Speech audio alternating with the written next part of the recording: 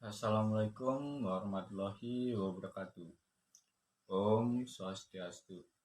Izin memperkenalkan diri, nama saya Imadi Dio Setiawan dari kelas manajemen 22A dengan NPM 224111004. Di kesempatan yang baik kali ini, saya akan membahas materi mengenai kepailitan dan penundaan kewajiban pembayaran utang.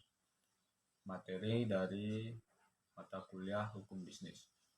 Sebelum kita membahas lebih jauh lagi mengenai kepailitan dan penundaan kewajiban pembayaran utang, alangkah lebih baiknya kita mengetahui definisinya terlebih dahulu supaya materi yang saya jelaskan dapat diterima dengan jelas.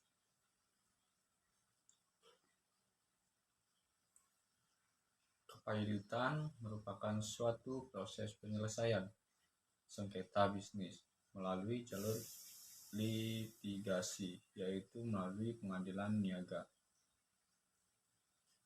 Kepailitan diatur dalam Undang-Undang Nomor 37 Tahun 2004 tentang kepailitan dan penundaan kewajiban pembayaran utang atau yang disingkat dengan UUK 2004. Proses pernyataan kepailitan.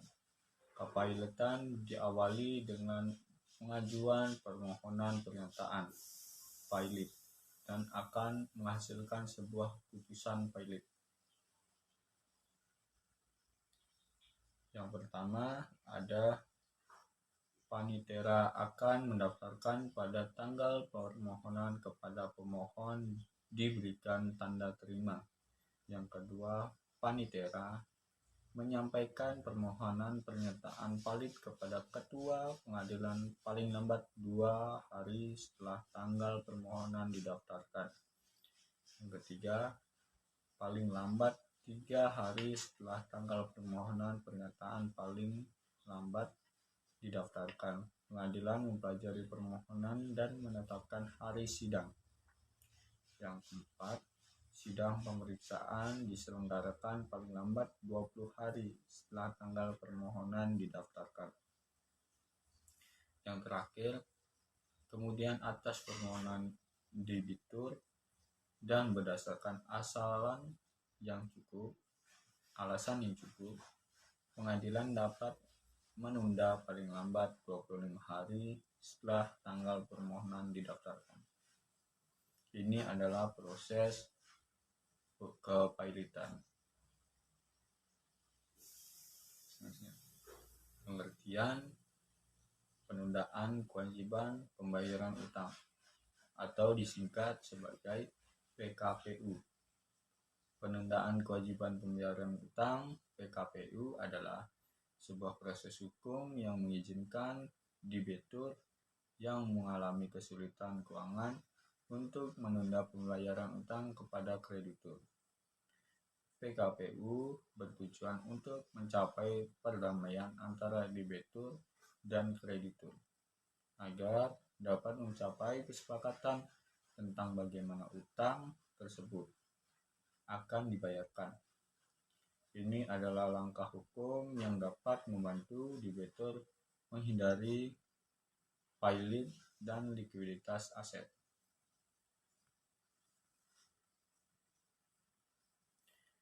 Tujuan PKPU.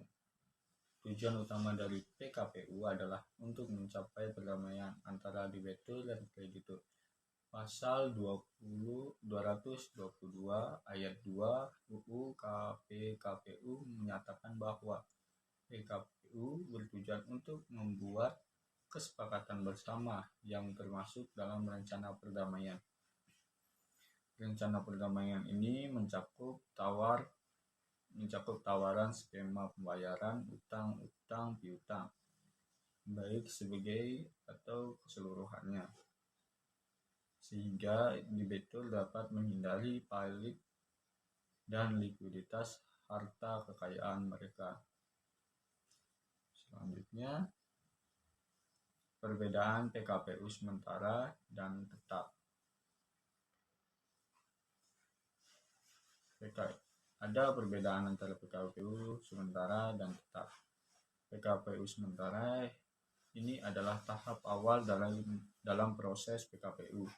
Pengadilan harus segera mengabulkan permohonan PKPU paling lambat dalam 3 hari sejak didaftarkannya permohonan. Jika syarat-syarat administrasi telah dipenuhi, jika permohonan diajukan oleh kreditor, pengadilan harus mengabulkan dalam 2 hari sejak permohonan diajukan. Selanjutnya, PKPU tetap.